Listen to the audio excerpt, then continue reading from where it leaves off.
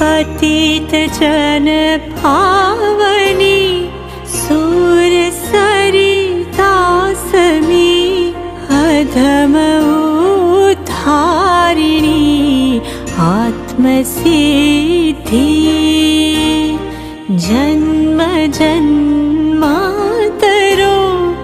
जानता जोगी आत्मानुभव वणे आज दीदी भक्त भगीरथ समा भाग्यशाली महा भव्य सौभागिनी विनती थी चारुतर भूमिना नगर नडियाद मां पूर्ण कृपा प्रभुए करी थी।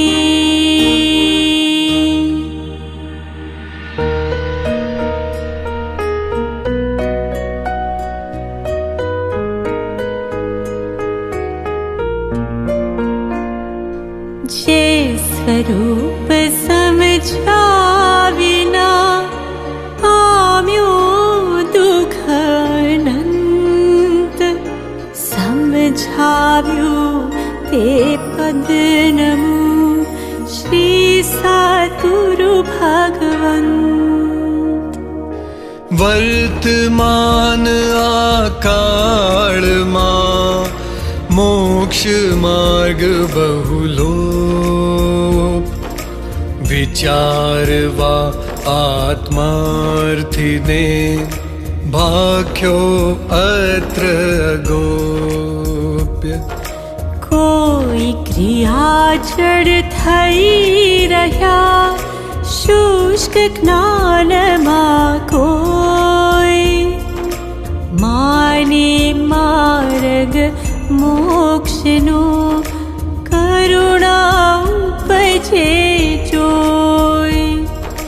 बाह्य क्रिया माराचता अंतर भेद न काई ज्ञान मार्ग निषेधता तेह क्रिया जड़ आई। बंध मोक्ष छे कल्पना भाखे वाणी माही वर्ते मोहावेश मां शुष्क ज्ञानी ते आही। वैराग्यादि सफल तो जो सह आत्म ज्ञान तेमज आत्म ज्ञाननी प्राप्ति तणा निदान।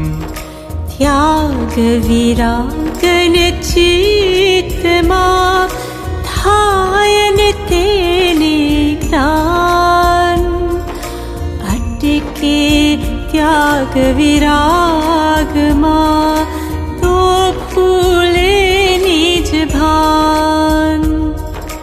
जा जा जे जे योग्य छे तां समझबूते त्यां त्यां ते आचरे आत्मार्थी जन सेवे सद्गुरु चरण ने त्यागी दई निज पक्ष पामे ते परमार्थ ने निज पद नो ले लक्ष्य। आत्मज्ञान समदर्शिता विचरे उदय प्रयोग अपूर्व वाणी परम श्रुत सद्गुरु लक्षण योग्य प्रत्यक्ष सद्गुरु सम नहीं, परोक्ष जिन उपकार। एवो लक्ष्य थया विना, उगे न आत्मविचार। सद्गुरुना उपदेश वण, समझायन जिन रूप। समझा वण उपकार शो, समझे जीन स्वरूप। आत्मादि अस्तित्वना, जे निरूपक शास्त्र। प्रत्यक्ष सद्गुरु योग नहीं, त्याधार सुपात्र। अथवा सद्गुरु कया, जे अवगाहन काज। ते नित्य विचारवा, करी मतांतर त्याज। रोके जीव स्वच्छंद तो, पामे अवश्य मोक्ष। पाम्या एम अनंत छे, भाग्यु जिन निर्दोष। प्रत्यक्ष सद्गुरु योग थी, स्वच्छंद तेरो काय। अन्य उपाय कर्या थकी, प्राय बामणो थाय। स्वच्छंद मत आग्रहत जी, वर्ते सद्गुरु लक्ष्य। संकित तेने भाग्यू, कारण गणी प्रत्यक्ष। मानादिक शत्रु महा, निज छंदे न मराय। जाता सद्गुरु शरण मां, अल्प प्रयासे जाय। जे सद्गुरु उपदेश थी, पाम्यो केवल ज्ञान। गुरु रह्या छद्मस्त पर, विनय करे भगवान। एवो मार्ग विनय तणो, भाख्यो श्री वितराग।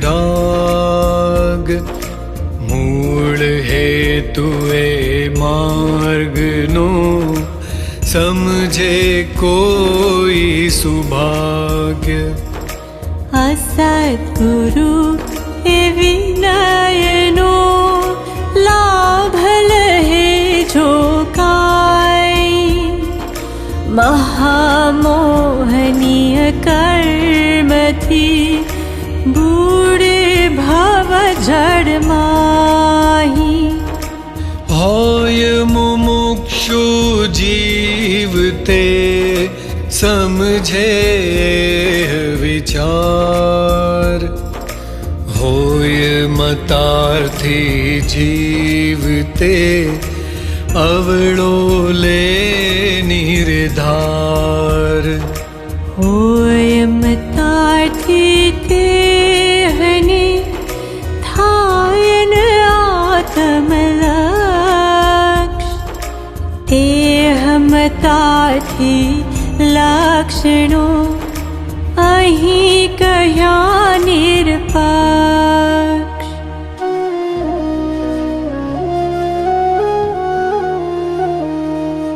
बाह्य त्याग पण ज्ञान नहीं, ते माने गुरु सत्य। अथवा निज कुल धर्म ना, ते गुरु माज ममत्व। जे जिन देह प्रमाण ने समवसरणादि सिद्धि, वर्णन समझे जीननु रोकी रहे निज बुद्धि। प्रत्यक्ष सद्गुरु योग मां वर्ते दृष्टि विमुख, असद्गुरु ने दृढ़ करे निज माना थे मुख्य। देवादि गति भंग मां जे समझे श्रुत ज्ञान, माने निज मत विष्णु आग्रह मुक्ति निदान। लह्यु स्वरूपन वृत्तिनु ग्रह्यु व्रत अभिमान, ग्रहे नहीं परमार्थ ने लेवा लौकिक मान। अथवा निश्चय नय ग्रहे मात्र शब्द निमाय, लोपे सत्यवहार ने साधन रहित थाय। ज्ञान दशा पामे नहीं साधन दशान काय, पामे तेनु संग जे ते बूढ़े भव माहि। हे पण जीवमतात्मा निज मानादि काज, पामे नहीं परमार्थ ने अनधिकारी माज। नहीं कषाय उपशांतता, नहीं अंतर वैराग्य, सरलपणु न मध्यस्थता, ते मतार्थी दुर्भाग्य। लक्षण कह्या मतार्थिना, मतार्थ जावा काज, हवे कहूँ आत्मार्थिना, आत्मार्थ सुख साज।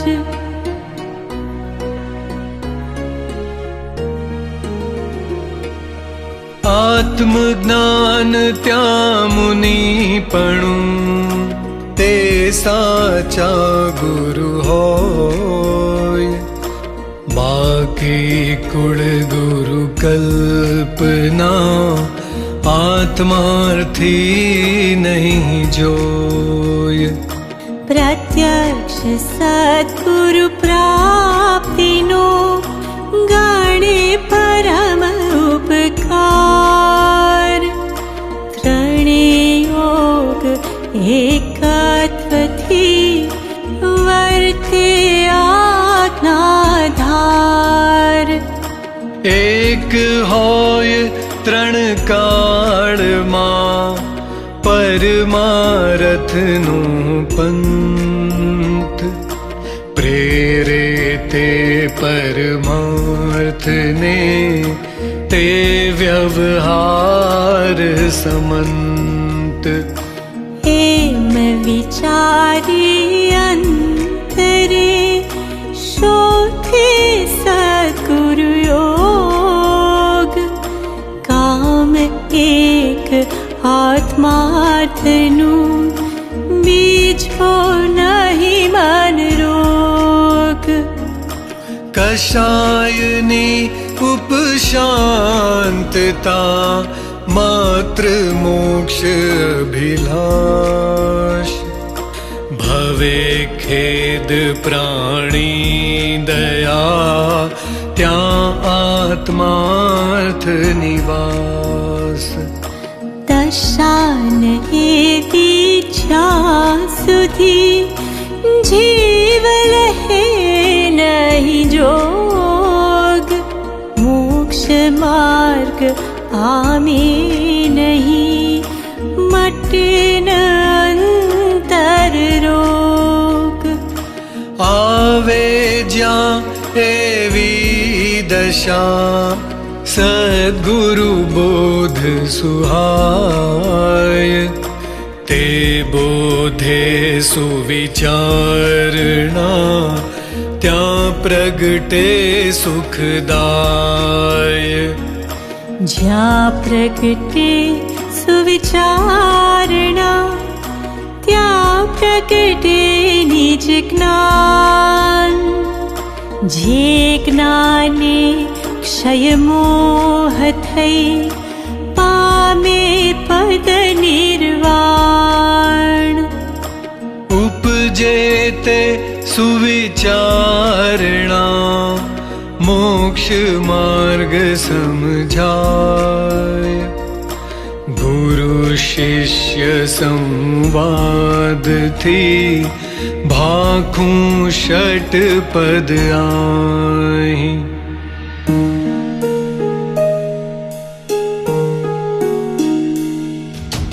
આત્મા છે તે નિત્ય છે કરતા નિજ કર્મ છે ભોગતા વળી મોક્ષ છે મોક્ષ ઉપાય સુધર્મ ષટ સ્થાનક સંક્ષેપમાં ષટ દર્શન પડતે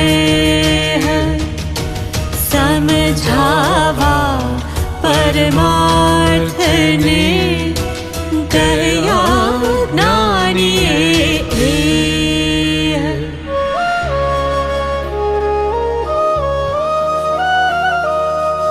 નથી દ્રષ્ટિમાં આવતો નથી જણાતું રૂપ બીજો પણ અનુભવ નહીં તેથી ન જીવ સ્વરૂપ અથવા દેહ જ આત્મા અથવા ઇન્દ્રિય પ્રાણ મિથ્યા જુદો માનવો નહીં જુદું એંધાણ વળી જો આત્મા હોય તો જણાય તે નહીં કેમ જણાય જો તે હોય તો ઘટપટ આદિ જેમ માટે છે નહીં આત્મા મિથ્યા મોક્ષ ઉપાય એ અંતર શંકાતણો સમજાવો સદુપાય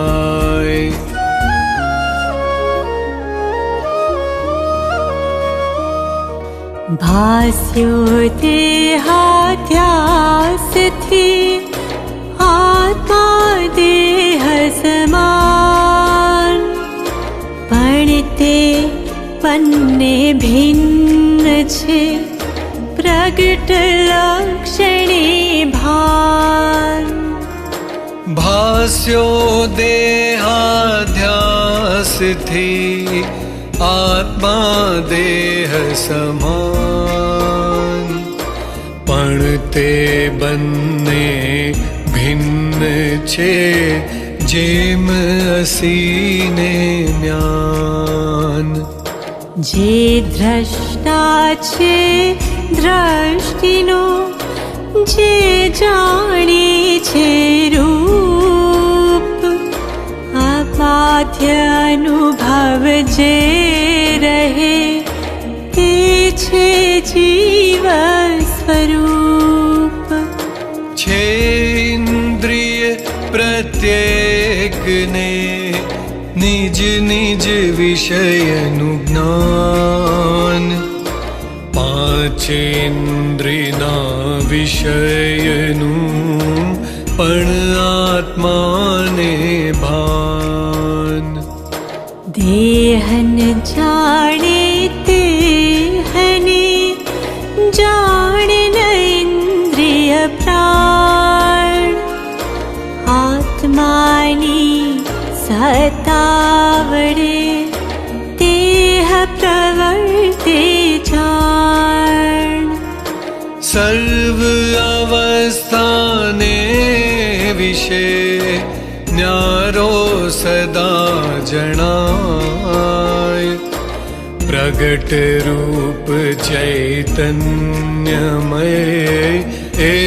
एंधाण सदाय। घटपट आदि जान तू तेथी तेने मान। जाननार ते मान नहीं कहिए के ज्ञान।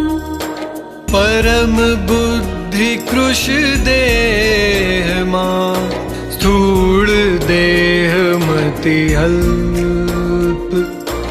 देह होय जो आत्मा घटे नाम विकल्प। जड़ चेतनो भिन्न छे केवल प्रगट स्वभाव। एकपणु पामे नहीं त्रणे काल द्वय भाव। आत्मानी शंका करे आत्मा पोते आप। शंकानो करनार ते अचरज अमाप।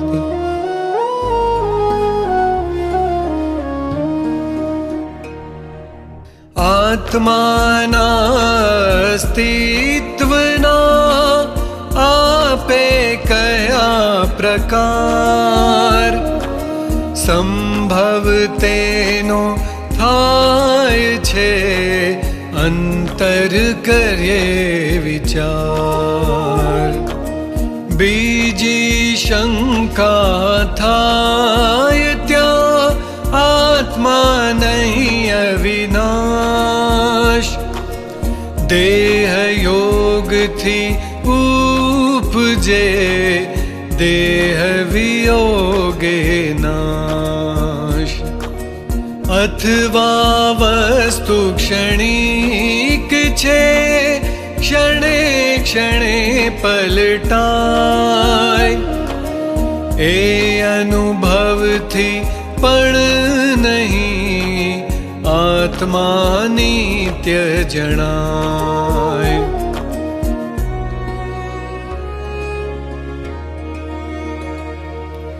देह मात्र संयोग छे वड़ी जड़ रूपी दृश्य। चेतनना उत्पत्ति लई कोना अनुभव वश्य। जेनानुभव वशे उत्पन्न लयनु ज्ञान। ते थी जुदा विना थाय न के में भान। जे संयोगो देखिए ते अनुभव दृश्य। उपजे नहीं संयोग थी आत्मा नित्य प्रत्यक्ष। जड़ थी चेतन उपजे चेतन थी जड़ थाय एवो अनुभव कोई ने क्यारे कदी न थाय कोई संयोगो थी नहीं जेनी उत्पत्ति थाय नाशन तेनो कोई मां पेथी नित्य सदाय क्रोधादि तरतम्यता सर्पादिक निमाय पूर्व जन्म संस्कार ते जीव नित्यता त्याय आत्मा द्रव्य नित्य छे पर्याये पलटाय बाळादि वयत्राण्यनु ज्ञान कनी थाय अथवा ज्ञान क्षणिकनु जे जाणी बदनार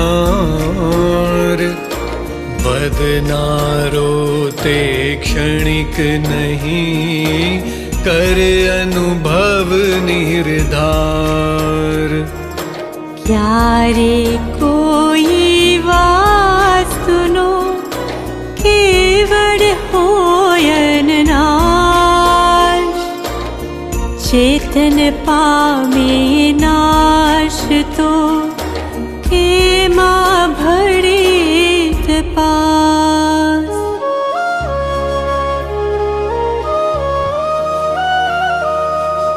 करता जीवन कर्मणो कर्मज करता कर्म अथवा सहज स्वभाव का कर्म जीवनो धर्म आत्मा सदा संग ने करे प्रकृति बंध अथवा ईश्वर प्रेरणा तेथी जीव अबंध माटे मोक्ष उपायनो कोई नहे तु जणाय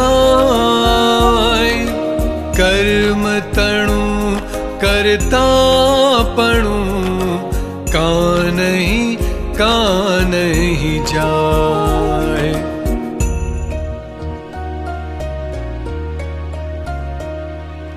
होयन चेतन प्रेरणा कोण ग्रहे तो कर्म जड़ स्वभाव नहीं प्रेरणा जो विचारी धर्म जो चेतन करतू नथी थता तो कर्म तेथी सहज स्वभाव नहीं ते मज नहीं जीव धर्म केवल होता संग जो भासत तनेन के असंग छे परमार्थ थी पण निज भाने ते करता ईश्वर कोई नहीं ईश्वर शुद्ध स्वभाव अथवा प्रेरक ते गण्ये ईश्वर दोष प्रभाव चेतन जो निज भान मां करता आप स्वभाव वर्ते नहीं निज भान मां कर्ता कर्म प्रभाव।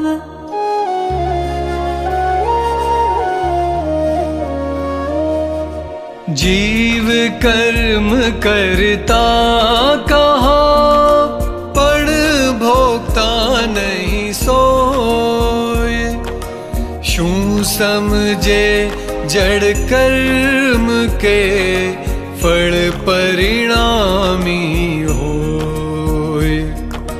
फलदाता ईश्वर गण्ये, भोक्तापणु सधाय। एम कहे ईश्वर तणु, ईश्वरपणु जजाय। ईश्वर सिद्ध थया विना, जगत नियम नहीं होय। पछी शुभाशुभ कर्मना, भोग्य स्थान नहीं कोय।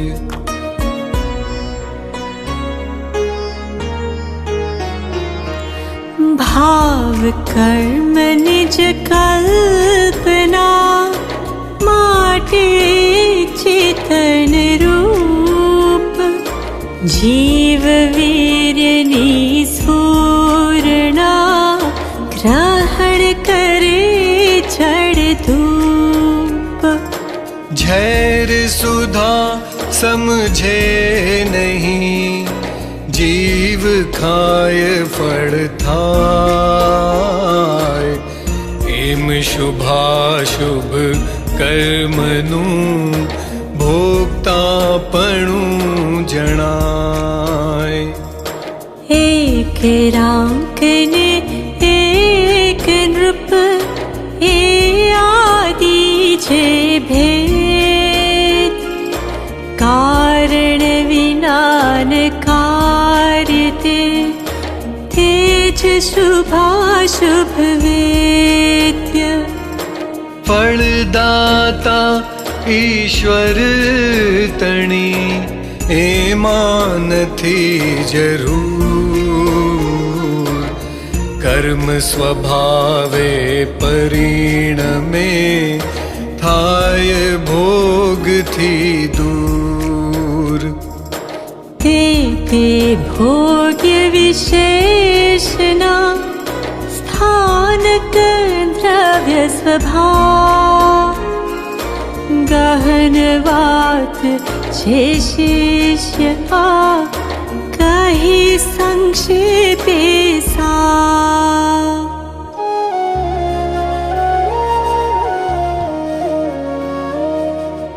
करता भोक्ता जीव हो, पढ़ते नो नहीं मोक्ष। वित्यो काल अनंत पण, वर्तमान छे दोष। शुभ करे फल भोगवे, देवादि गतिमाय। अशुभ करे नरकादि फल, कर्म रहित न क्याय।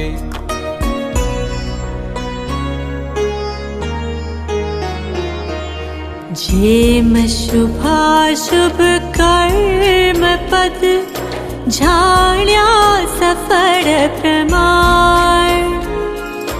तेम निवृत्ति सफलता, माटे मोक्ष सुजान। वीत्यो काल अनंत ते, कर्म शुभाशुभ भाव। तेह शुभाशुभ छेदता, उपजे मोक्ष स्वभाव। देहादिक संयोगनो, आत्यंतिक वियोग। सिद्ध मोक्ष शाश्वत पदे, निज अनंत सुख भोग।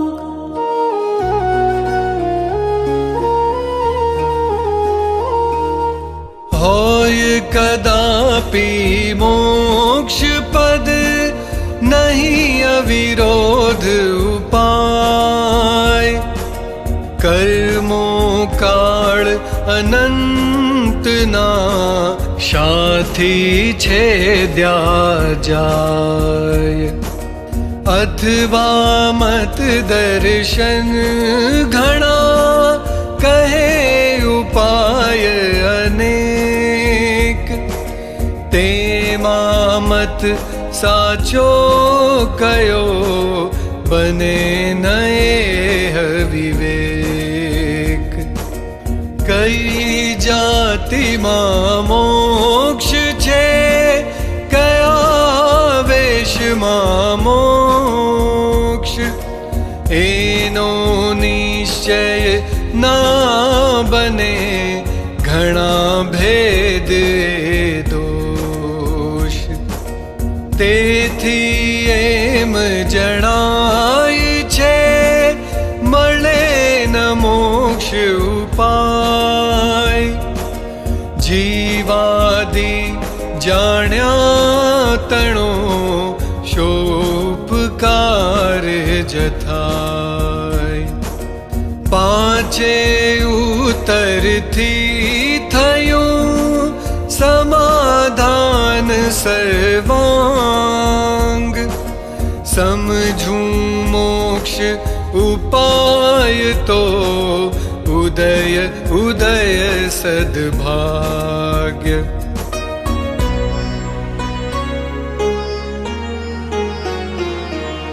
पांचे उतरनी थई आत्मा विषे प्रतीत। थाशे मोक्ष उपायनी सहज प्रतीत रीत। कर्म भाव अज्ञान छे मोक्ष भाव निजवास। अंधकार अज्ञान सम नाशे ज्ञान प्रकाश। जे जे कारण बंधना तेह बंधनो बंध। ते कारण छेदक दशा मोक्ष पंथ भवन्त। राग द्वेष अज्ञान मुख्य कर्मनी ग्रंथ। थाय निवृत्ति जेहथी तेज मोक्ष नो पंथ। आत्मा सत चैतन्यमय सर्वाभास रहित। जेथी केवल पामिए मोक्ष पंथ तेरीत। कर्म अनंत प्रकारना तेमा मुख्य आठ। तेमा मुख्य मोहनीय हणाय ते कहु पाठ। कर्म मोहनीय भेद बे दर्शन चारित्र नाम। हणे बोध वितरागता अचूक उपायाम। कर्म बंध क्रोधादिथि हणे क्षमादिकते। प्रत्यक्ष अनुभव सर्वने एमा शो संदेह। छोड़ी मत दर्शन तणो आग्रह तेम विकार।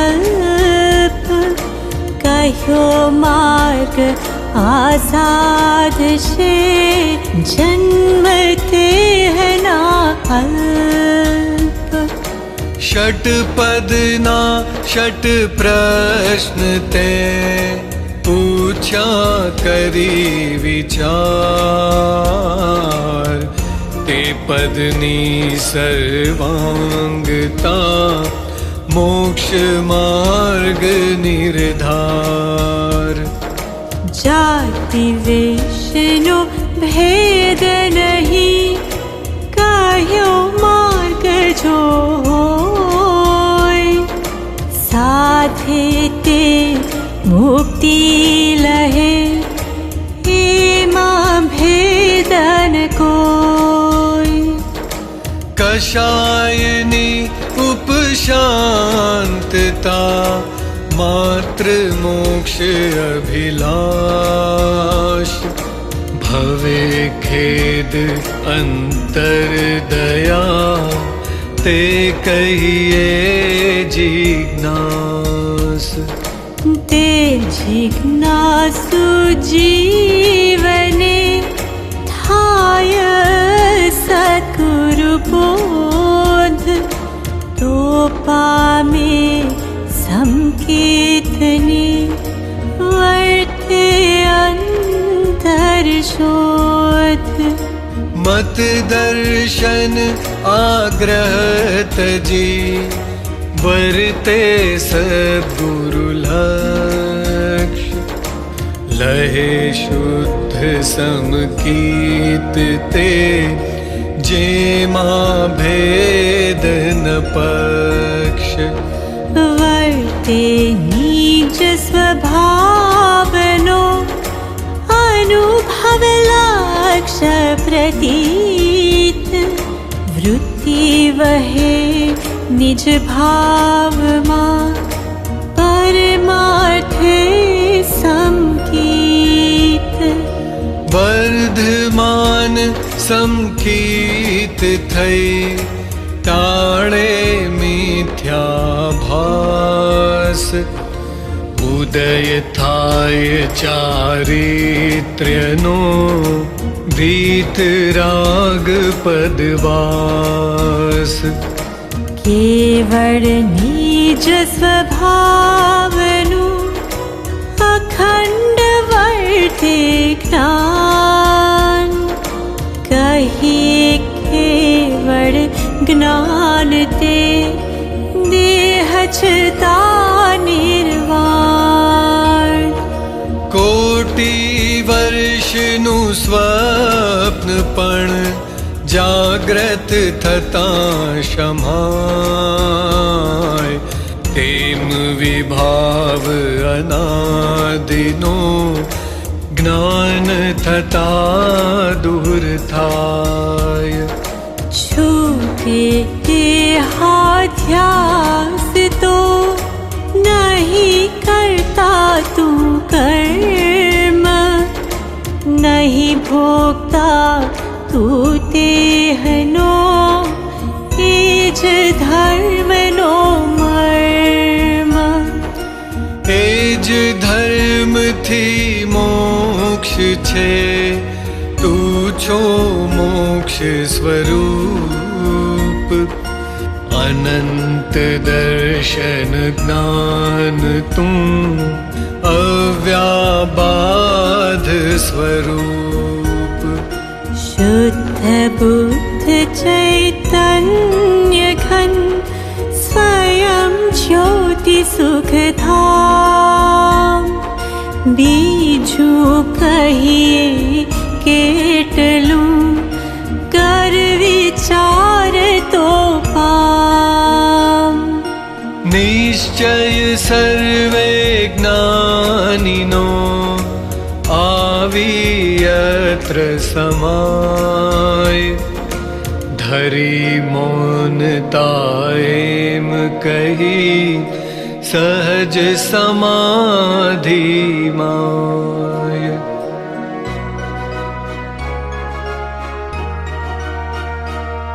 सद्गुरु ना उपदेश थी आव्यू भान निज पद निज माही लयूं दूर थयूं अज्ञान भास्यो निज स्वरूप ते शुद्ध चेतना रूप अजर अमर अविनाशी ने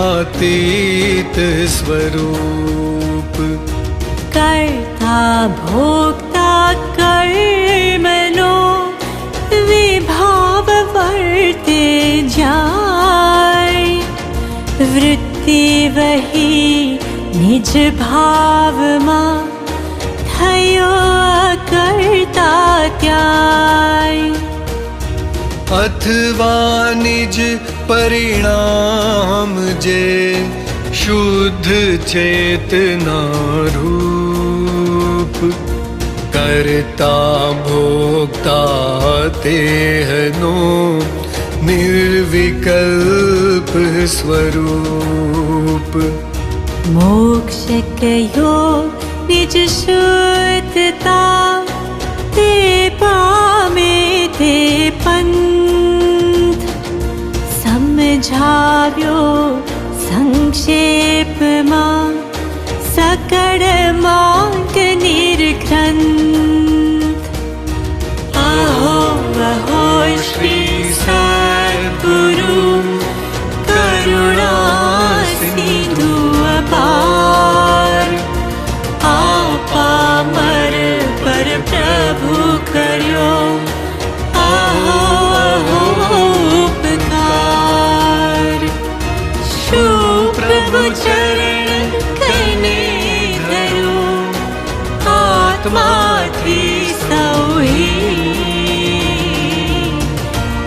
तो प्रभुए आपियो वर्तु चरणाधीन आदि हादि आज थी वर्तो प्रभु आधीन दास दास मुदास छू तेह प्रभु नो दीन षट स्थानक समझाविने भिन्न बताव्यो आप ज्ञान थकी दरबार वर हे उपकार माप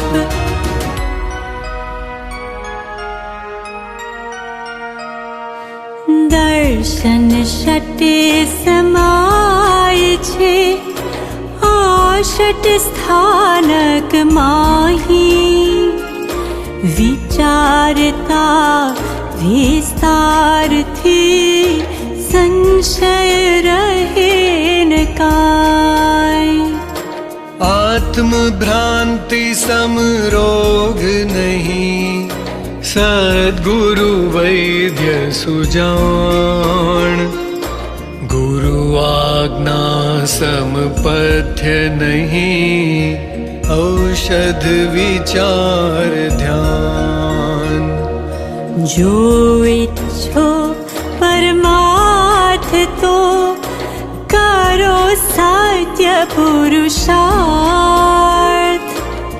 भव स्थिति आदि नाम लय छेदो नहीं आत्मार्थ निश्चय वाणी सांभળી साधन तजवानो निश्चय राखी लक्ष्य मां साधन करवा सोय नय निश्चय एकांत थी आमान थी कहेल एकांते व्यवहार नहीं बन्ने साथ रहेल गच्छ लक्ष्मतनी जे कल्पना ते नहीं सद्व्यवहार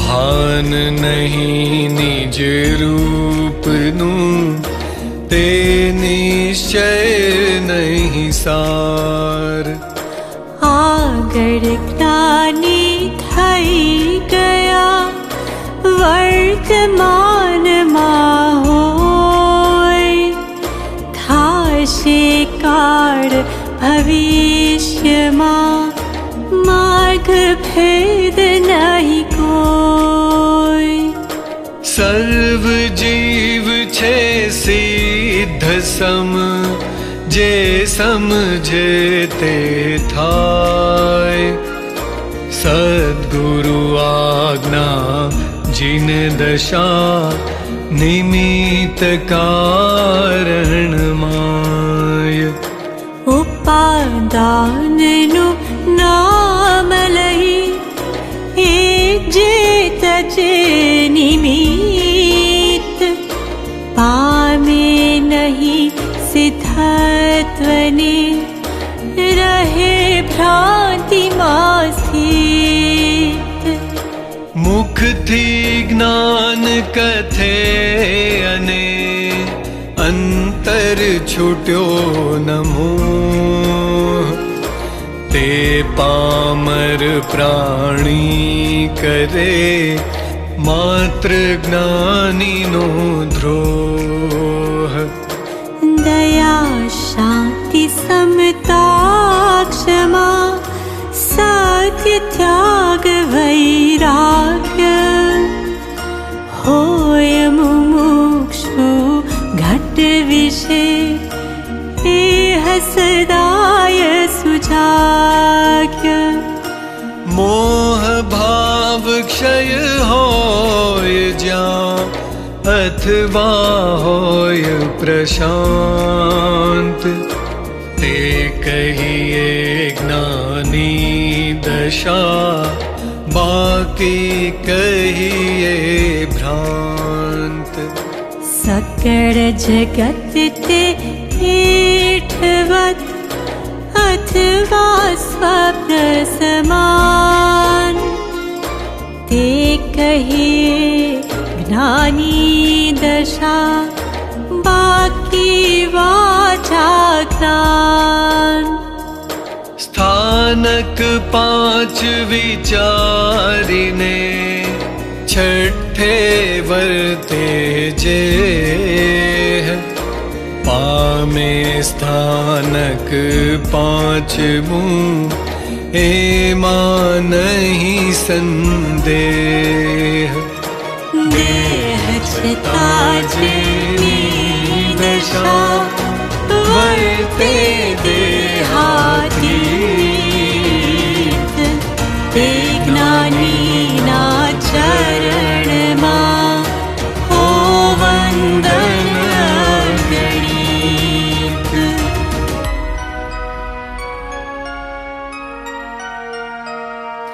श्री सुभाग्य में श्री अचल आदि मुमुक्षु काज तथा भव्य हितकारिणी कहो बोध सुख साज साधन सिद्ध दशाही कही सर्व संक्षेप षट दर्शन संक्षेप मां भाख्यानि विक्षेप परम पुरुष प्रभु सद्गुरु परम ज्ञान सुख धाम जेणे आप्यु भान निज तेने सदा प्रणाम देह चिता जेनी दशा वर्ते देहातीत ते ज्ञानी ना चरण मां हो वंदन